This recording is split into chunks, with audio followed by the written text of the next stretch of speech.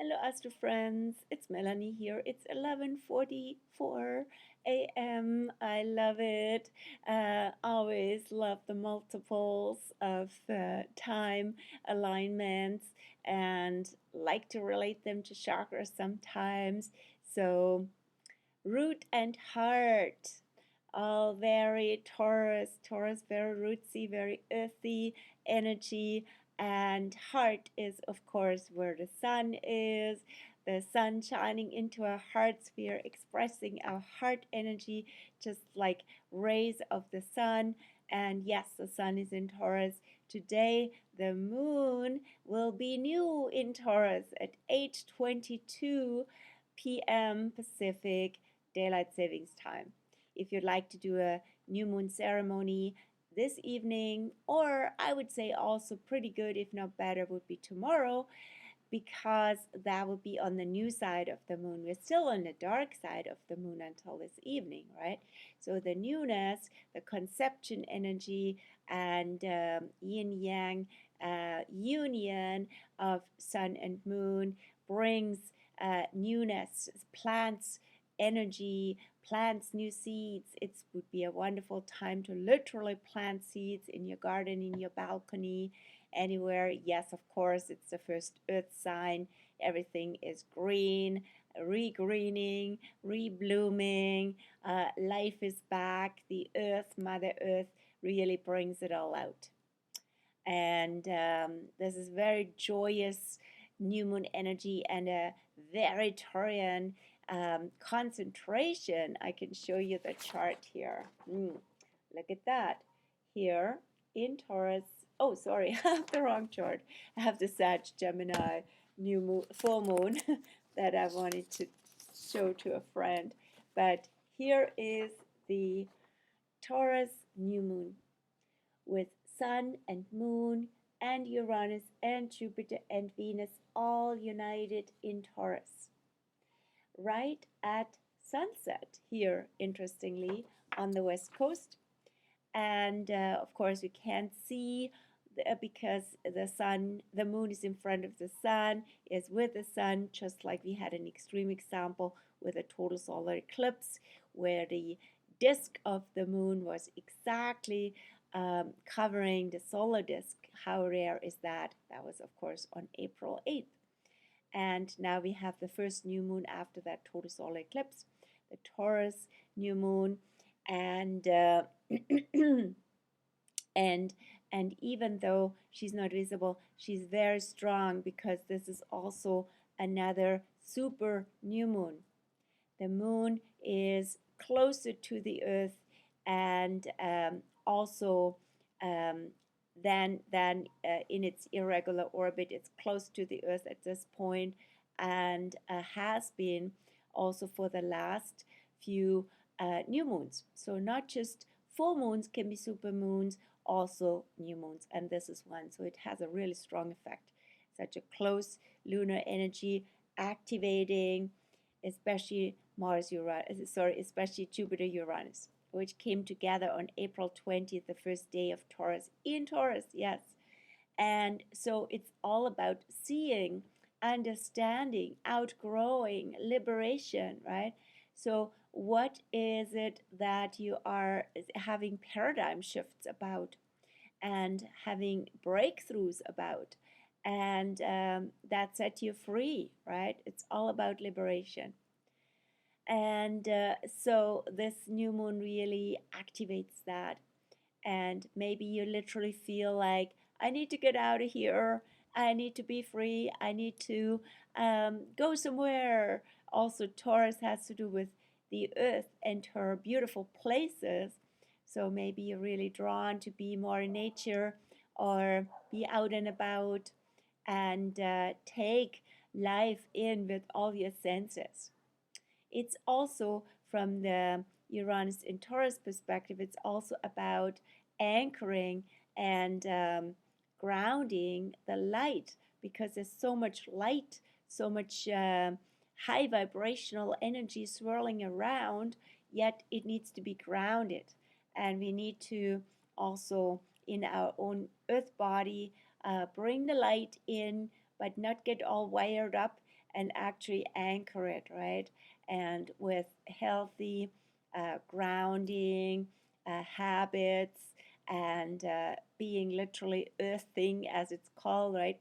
Being more on the earth. You don't need a name for that. It's always happened before. Have your feet on the ground, do some literal groundwork, plant and yeah, work in your garden. I loved doing that in the other day, and now it's so beautiful, and I love taking care of it. So yes, it's also about outgrowing with Jupiter, right? Outgrowing a certain dense vibration, which Taurus can also represent, outgrowing old habits, stuck energy, attachments, right? And what are you attached to, especially when it comes to the physical material plane, and especially to anything that is enjoyable and can be a habit, can turn into an addiction even, right? And it's you're not free, right? So Jupiter and Uranus both want freedom in different ways. With Jupiter, it's more about the understanding that gives us a perspective and a bigger picture, and that helps us really be free from something that was rather in the dark. And with Uranus, it's really liberation. It's not just a freedom from something or freedom for something. It's a freedom that is beyond attachment and unconditional, right? It's an awakening, right? So, and this is very much in that way an awakening new moon, an awakening a Buddha new moon also. Yeah, lots of new shifts are happening now. As I said, Venus is also in her own sign of Taurus now since last week, since the 29th of April. And so more joyous energy and attracting that rather than more, when she was in Aries, there was more like, yeah, very conflict laden energy, lots of warfare in personal and in, of course, societal, collective, worldwide war. We don't need more of that. We need more peace. We need more, yeah, grounding all that energy of the swords, right? Reminded of that saying, swords to plowshares, I believe it's called in English. There's a term in German, right? To transform the weapons into working with the land and working with the earth again, rather than more bloodshed onto the soil. And yes, Mars, however, is now in Aries, also in its own sign. So yes, that brings out the warrior. Also, since last week, one day after Venus's shift, and for longer until June the 8th. And Mars, as you can see here, right in the chart of the new moon, Mars has passed Neptune on April 28th and is now in Aries, will approach the North Node, will approach Chiron. Mercury will be by then in Taurus. So Mars won't connect with Mercury, but with these other two. So there is a lot of assertive energy, and even just, yeah, anything that's vitalizing, movement, get going, action, right? Move your body, right? And Mars in Aries is very athletic and wants us to move energy, especially move anger, turn angry energy into movement, into action. Go out and it changes you, right?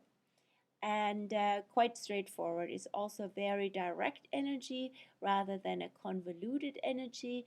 And sometimes in Pisces, Mars in Pisces, the energy gets sort of lost and is not very clear, right?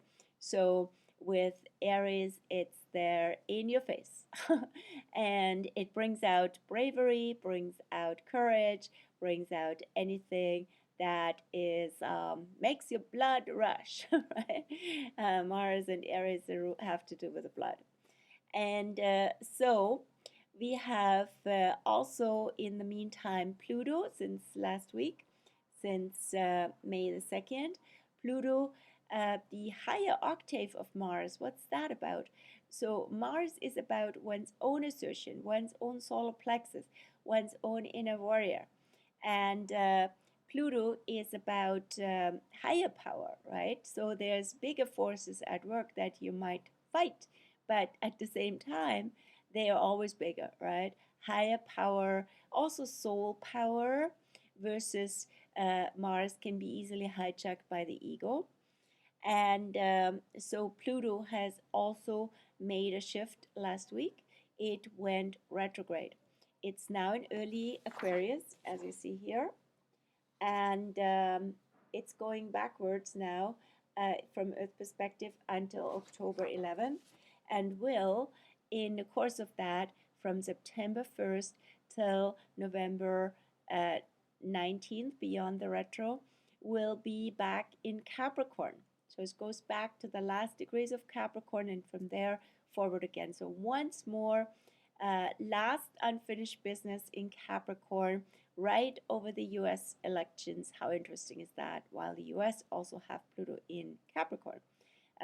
The Declaration of Independence, July 4th, 1776, has Pluto end of Capricorn, and the US had Pluto return the first time in their history. So I call sometimes Pluto in Capricorn motto, the old empire expires. So the US liberated themselves and removed themselves from the British Empire, and now the American Empire is in peril, and we'll see how the elections will help change that, or what's going on with the powers, with world powers, and the role of the United States.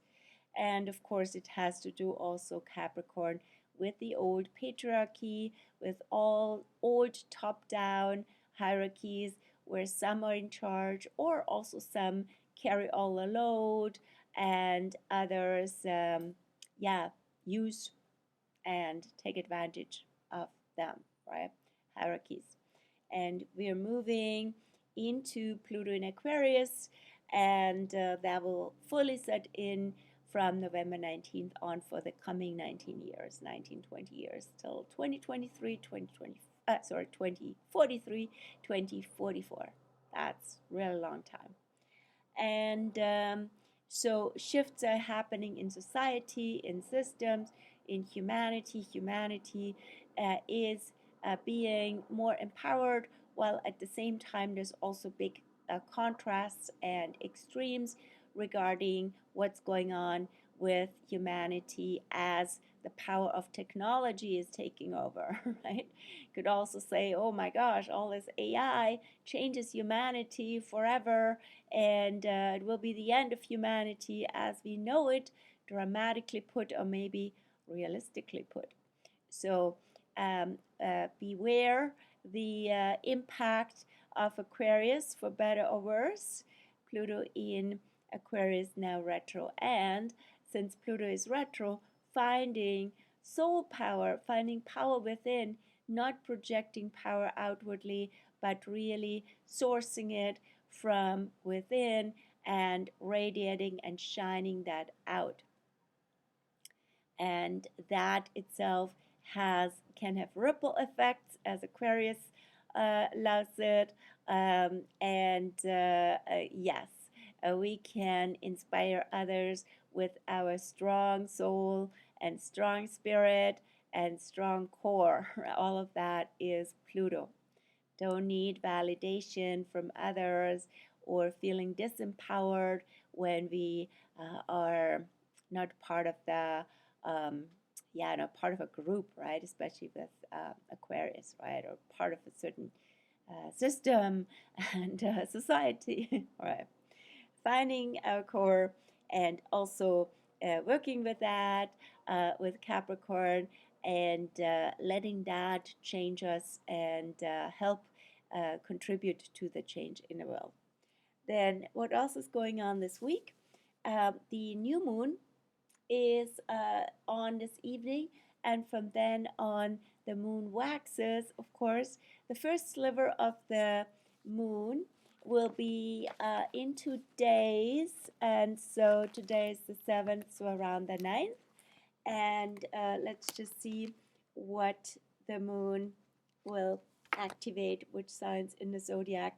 Starts with Taurus, of course, and she goes into Gemini already tomorrow at 4:20 p.m. Moon goes into Gemini and will be in Gemini all day Thursday and Friday until 8:13 p.m. Also almost all day Friday. So that brings more levity, more lightness, more conversations, more interest, more curiosity, the mental energy into the picture.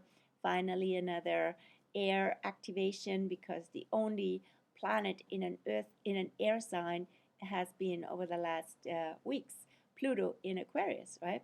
So nothing in Libra except for the South Node, nothing in Gemini yet, but Gemini will really kick in end of May with the Gemini season, and especially also Venus going into Gemini on the 23rd, the same day as the full moon, the next full moon will be, and especially Jupiter going into Gemini from the 25th of May on.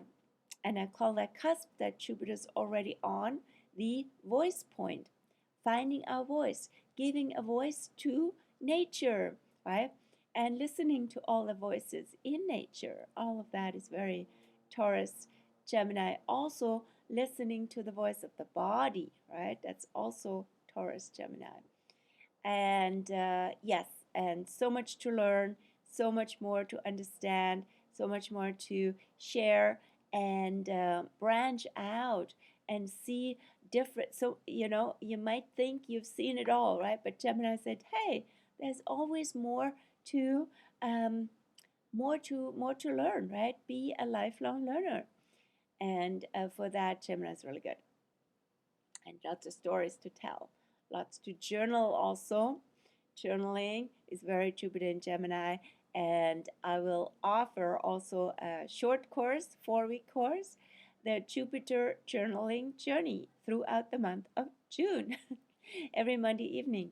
So come join us, and you find details on my Facebook page, right? So we're looking into each of our Jupiters and their cycles, how it has been an inspiration for us, where we can access these gifts, the what we're really good at, and what helps us grow, and all of that, right? So Jupiter is our happiness planet, but it makes everything bigger, right? So it's not always instant happiness. Also, sometimes happiness comes through understanding what's going on, and that makes us freer, right? Then Gemini. Then we have next weekend. How beautiful is that? For Mother's Day weekend, we have the moon in Cancer. And that will be on Friday evening, all day Saturday, all day Sunday, Mother's Day, and until Monday at 3:36 a.m. when the moon enters Leo. So beautiful time. A sun in Taurus, moon in waxing moon in Cancer. That is awesome for family, for coming together with your tribe. And yes, at the same time, I know Mars is in Aries, so they're both in their own signs. And on Saturday, we have to get through a little hump here, because the moon in Cancer will square Mars in Aries. So if you feel your needs are not really met, rather than being mad and angry, do something about it. That's basically the bottom line here. And go into action, do something, be assertive, ask for what you need. don't necessarily assume everybody knows, right? It's also that. And then the moon continuously then will go into square with with Chiron in Aries and also with Mercury in Aries on Mother's Day. So this is also a beautiful opportunity to be more direct and not, doesn't have to be confrontational, don't have to get to that place, rather than being authentic and saying, really expressing what the who you are now, right? That's also Aries. And it can really be very healing for everybody, right? Rather than playing some sort of fake show, that would be Libra South Node. And no, that is so out, and we don't need more of that. We're losing energy by Libra South Node by playing nice and playing into people's agendas, right? And compromising ourselves. So enough of that. Aries is strong, enlightened self-interest. Do something for yourself. This is your life. It's happening now. Then we have the moon, as I said, going into Leo. Also very strong energy from next Monday on, and more about that in the next Astro News, I would say, video. Then also what's up this week, let me just check here with my little cheat sheet. I want to say also the sun is still in central Taurus, but will go on the 11th. Yes, I know the computer's waking up, but go on the 11th on will go on May 11th into late Taurus. And late Taurus has a Virgo undertone. Mid Taurus, where the moon is still now, has also Taurus undertone. Double Taurus, central spring, very concentrated energy where we are appreciating the earth, enjoying life, and everything so beautiful and green and blooming. And then the energy goes into Virgo undertone. So this is all about working with what we value and also offering valuable service, right? So it's all about value in combination with service and in combination with alignment also. Like, let's say Virgo is also the connection to Lilith in Virgo, which is already an end of Virgo, which is double Virgo. And there's a lot about being in our own temple of wellness, of wholeness, of unconditioning ourselves, or rewilding, some people say, ourselves, and coming back to what's truly in alignment for us. It's a purifying energy, it's a refining energy, and yes, so that gets also emphasized by the last 10 degrees and 10 days of Taurus. This starting on the weekend, right, on May the 11th until May 20th, when the sun enters Gemini. Then we have the sun on May 13th will meet Uranus on the last day of this Astro News week. Later, on the 18th, the sun will meet Jupiter. So the sun will activate this Uranus-Jupiter alignment that we had on April 20th. Sun-Uranus comes once a year. Sun-Jupiter comes once a year. And Sun-Uranus is very bright energy. It can be a very enlightening energy, can be a game-changing energy, can be a real paradigm shift by shedding light and consciousness at what liberates you, what really frees you up from maybe some stuck energy where you were, in a kind of a stagnant mode. And it has to do a lot about life is here, live here now. this is it, right? And be in full joy of being, and yeah, set all the other stuff free, and be truly you again.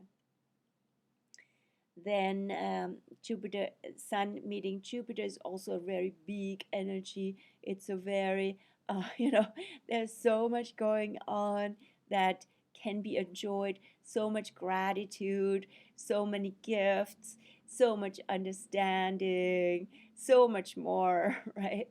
So that's coming in also over the next week. But it starts with Uranus. So starting with a game changer, with a real shift, right? So don't let it get to a point like with your resistance or not embracing this liberation energy. Don't let it get to the point where it comes in as sort of an intervention. Sometimes literally accidents happen with Uranus transits as well, right? That force us to wake up and see things differently. Then also next Monday, Mercury still in Aries, barely hanging in there until May 20. No, when is Mercury finally entering Taurus on May 15th, next week. So Mercury then at the very end of Aries will leave finally its post-retro shadow on the 13th before entering Taurus. And it has just now, since May 5th, gone out of the post-retro storm. What's the difference? So Mercury is technically out of retro already since the 25th of April, but it's been in this really slow turnaround mode. It's like gear shifting, right? From Earth perspective, from retro to forward. And that very slow mode is called the storm, when Mercury moves super slowly, I think only 0.44 degrees per day, and that went on until May 5th. And lots of us have really noticed that, especially in combination on May the 5th, on Sunday, with the void of course moon also in Aries. So it's kind of, okay, things are not really happening, and I'm so impatient. Aries, right? Anyway, this is moving, and even the new moon says shake out all sorts of residues of ego consciousness, because that's what it's typically about, right? We want things differently as than they are, right? So check out the Sabian symbol for the new moon. I put it into the into the Astro News article for the new moon, and the link will be below here. So yeah, shaking out ego resistance and wants and impatience with that Mercury retro and the new moon, and also as Mercury leaves the post-retro shadow on the 13th. So the shadow extends until the time when Mercury passes the degree from which it went retro in the first place on April 1st. So that is end of Aries. And so this whole phase from going forward, going backwards from there, and going forward again, up to that point from which it went backwards from, is the whole bigger Mercury retro phase. And it then officially ends on the 13th of May, as Mercury is about then also to enter Taurus. And things can also be more grounded, right? So it's been lots of things shooting around, and yeah, with the Mercury in Aries energy. Yes, so I guess that's it for today. And yeah, so if you'd like, if you're a mom, or if you would like to treat a mom, I have a special on at this point, which is the Astro Spa for moms. And some lovely clients have taken me up on that. There's still space for that. It's especially you can always book by May the 11th next week and the day before Mother's Day and redeem the session or get a certificate for mom and can be redeemable until June 11th. So give it a whole month. And what's special about it? You get a really nice discount, 22% off my regular rates. So that's my gift to you, and especially if you are a mom or you want to treat a mom. So yeah, many blessings to you into the new moon in Taurus and the new phase with it. Be well. Bye.